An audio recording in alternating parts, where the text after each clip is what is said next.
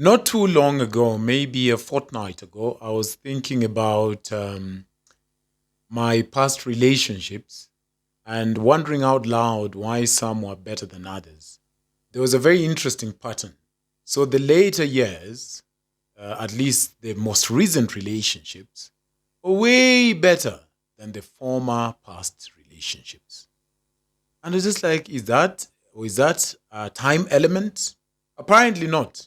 It has a lot to do with me, all right? As a man, it had a lot to do with me, at least from my finding, about the person I had become and the things I was readily and easily permissible to.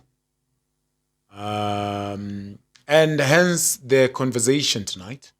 I want us to have a quick chat about types of people you shouldn't date, largely from experience. For some interesting reason, most of my life, people reach out to me, some older, many younger, even when I was in school, and they'd share with me very generously about their squabbles and what they found difficult in their relationships.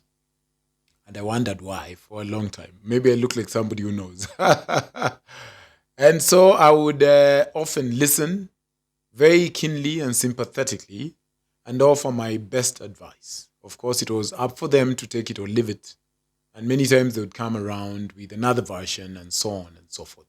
My name is Eric, and this is Eric Stories. Types of people you shouldn't date is a conversation I think is worthy of us having. The year is fairly young, so you can save yourself from a lot of trouble farther down the road, having made a better decision in the state of a poor one with the partner you choose. Is it your first time here? If it is, I'm so sorry. Yesterday I had a very hectic day, so I didn't come on. I was shooting, as I shared with those who follow me on Instagram. I was shooting a commercial, and it took most of my day, and I was really, really tired. And I made a promise to do a quick conversation today, and I love to keep my promise. So here goes. So types of people I think you shouldn't date, so you don't complain to your friends or family members. There are people who are like that, eh? So they always have versions of different people, but with the same character traits. And you're thinking, why are you attracting people like that? And so, because I love you so dearly, I thought to warn you because I've suffered some of these fates.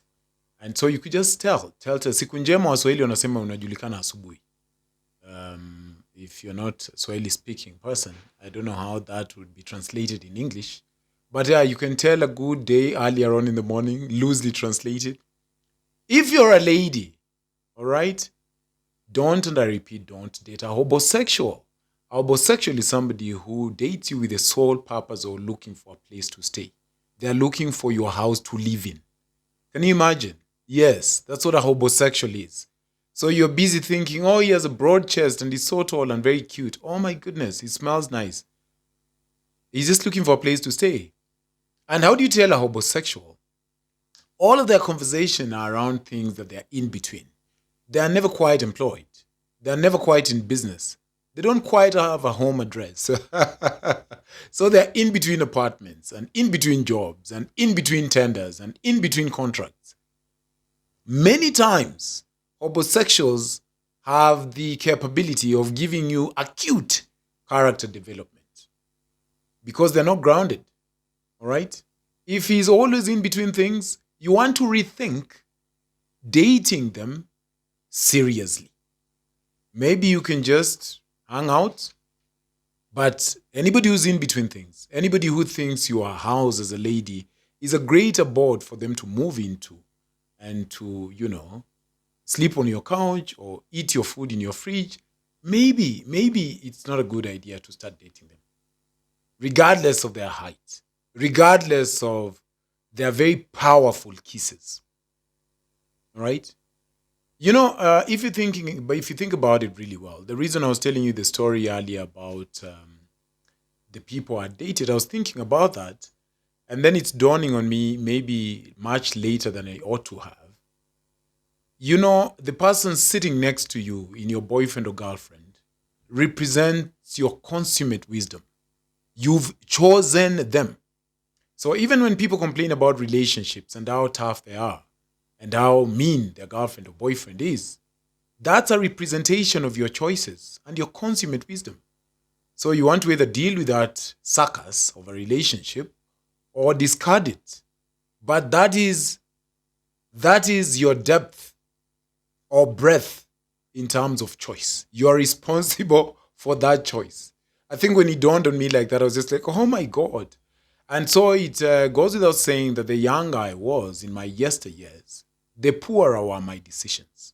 And the older I became, the better were my decisions.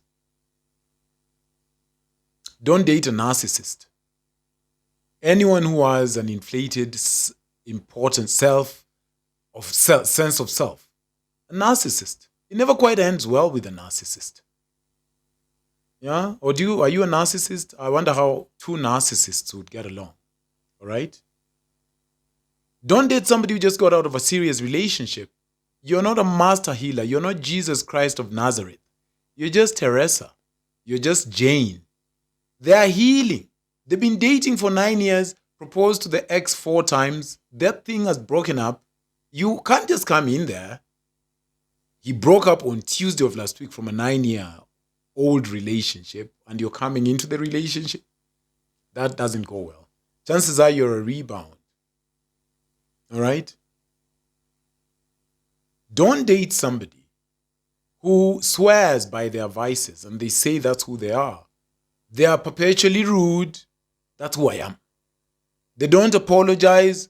That's who I am. By the way, you take it or leave it, but that's just naturally who I am.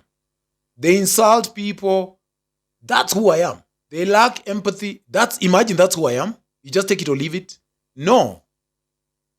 That is a very poor version of yourself, which you need to improve. It's actually pathetic. You cannot say that's who you are. But you can. But now if you choose to date them or to be in a serious relationship with them, again, that represents your wisdom. The person you've chosen represents your consummate wisdom. What do we have here?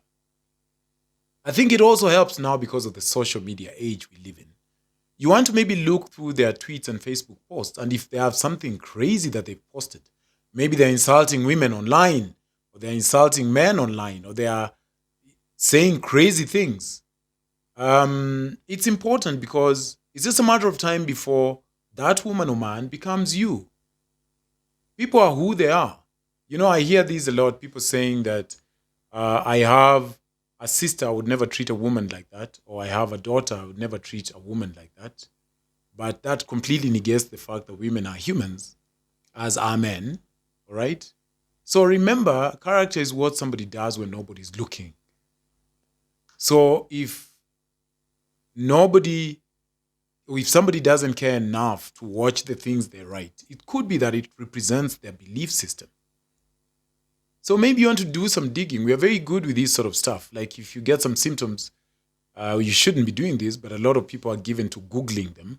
So like, oh, headache and sore throat, you know? Or even if you want to get into a venture, I was talking to a friend of mine the other day, and she was telling me she's really into finances. And now one of the things she's picked up to do when she's not sure about a venture, she tries to read a lot about that sort of stuff before she can meet potential partners. And that way she's better equipped to venture in or opt out. And so in our conversation, she was saying she just realized that while she thinks it's okay to do that about money, she would always just assume that relationships are things you just get in and they work out. And now, even in her 40s, she's just learning, oh my goodness, I was so misguided. Just like finances or any discipline, it doesn't have to be better equipped in matters of relationships. So I could read a book or listen to a podcast in line with an area I'm struggling with. Say if your mouth runs quicker than your mind, then maybe you want to read something about how to speak to a partner in a loving way or a respectful way. It doesn't hurt at all. You're not just supposed to know that this is how things happen. You could learn. Learning doesn't hurt. So looking through an information,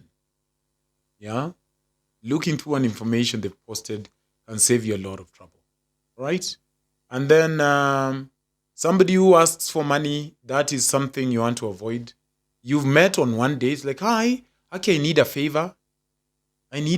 So now When we came to meet you, I was expecting some money to come through like this, but now, in fact, these guys are locking my house. Do you want to talk to the caretaker?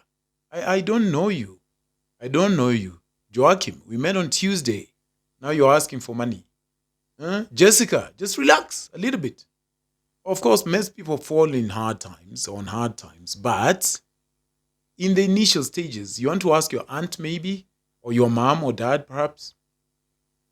If you choose these sorts of people, there is no doubt that your choice is going to bring about very painful experiences.